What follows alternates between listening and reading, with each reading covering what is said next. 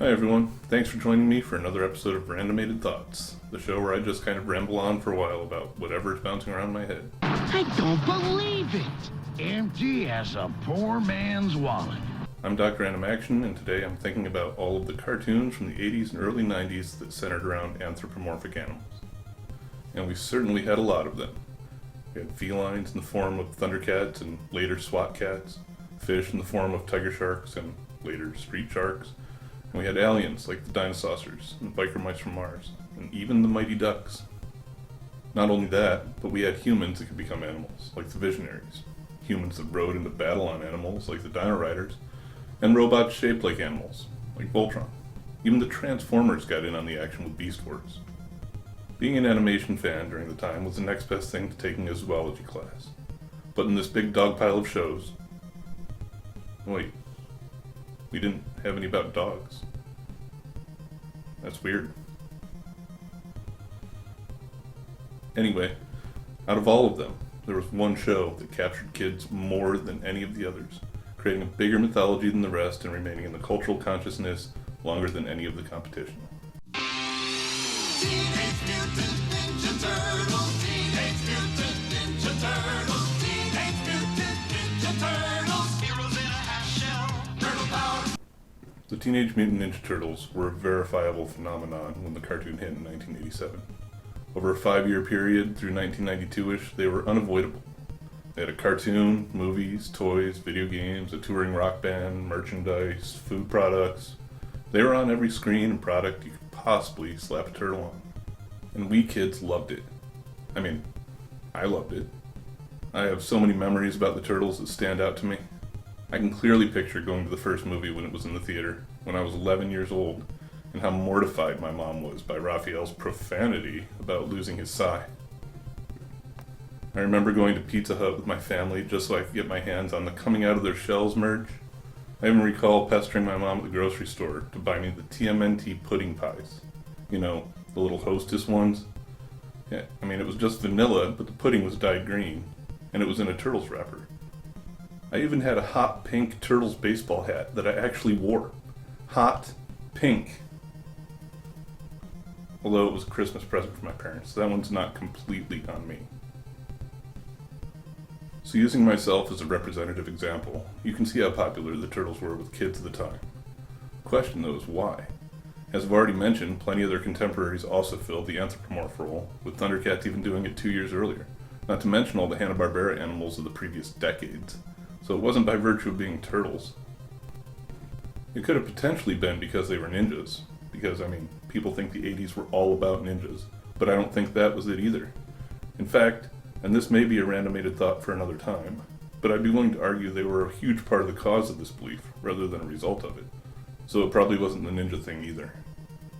Nope, when you get right down to it, I think they were as popular as they were, because regardless of their status as both ninjas and turtles, they were us. They were kids. In that sense, TMNT ushered in a whole new approach to animated action shows. Although plenty of shows during that time featured kid characters, it was almost always as sidekicks.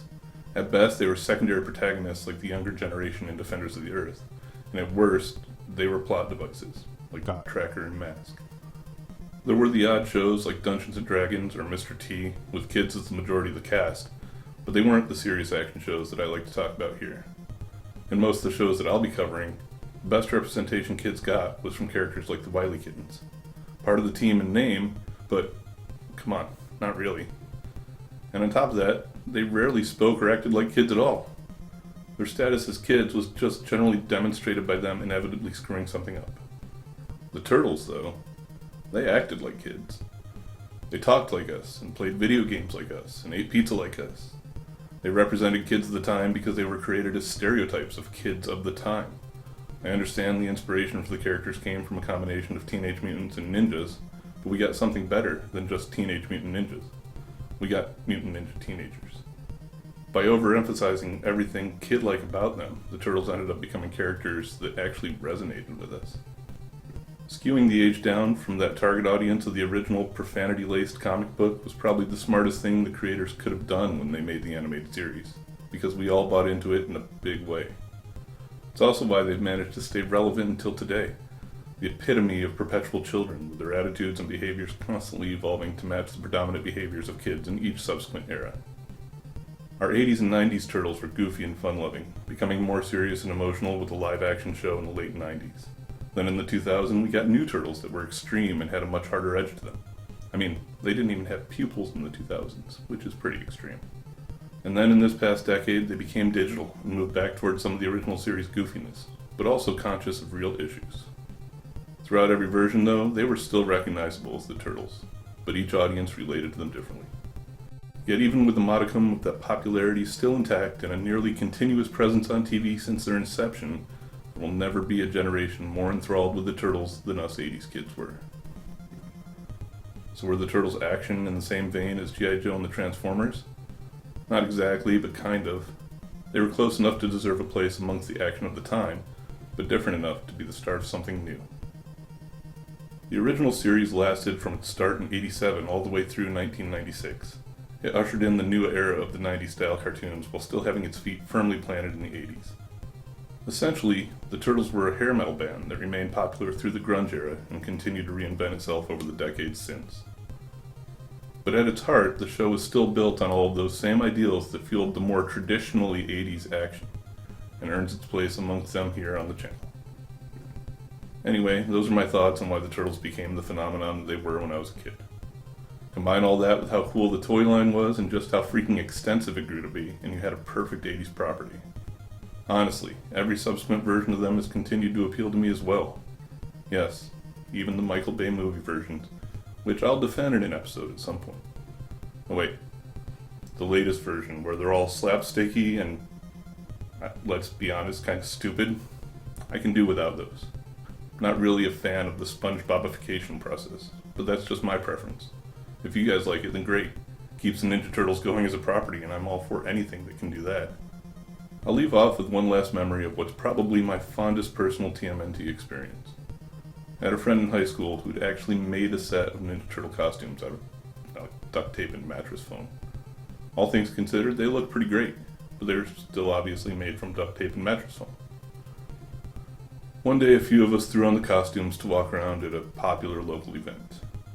I was the guide, seeing as I was too big for any of the costumes, and got to lead them around the event. Too big, like tall, not too big, like, you know. It was insane. Little kids were super excited to see the Ninja Turtles walking around. They were running up to give high fives, parents were taking pictures. It was generally amazing and a lot of fun, and it really put into perspective just how much the Turtles meant. But on that note, I'll wrap this up. In terms of popularity and cultural impact, I'd say TMNT was the property that led the transition in decades from the 80s to 90s for a lot of us. What do all of you think about it? I'm definitely interested if anyone wants to talk about it below. As the big YouTube kids say, like, comment, subscribe, bell. I've been Dr.Animaction, and I hope all of you will stay tuned and stay tuned, as in cartoons, because animation.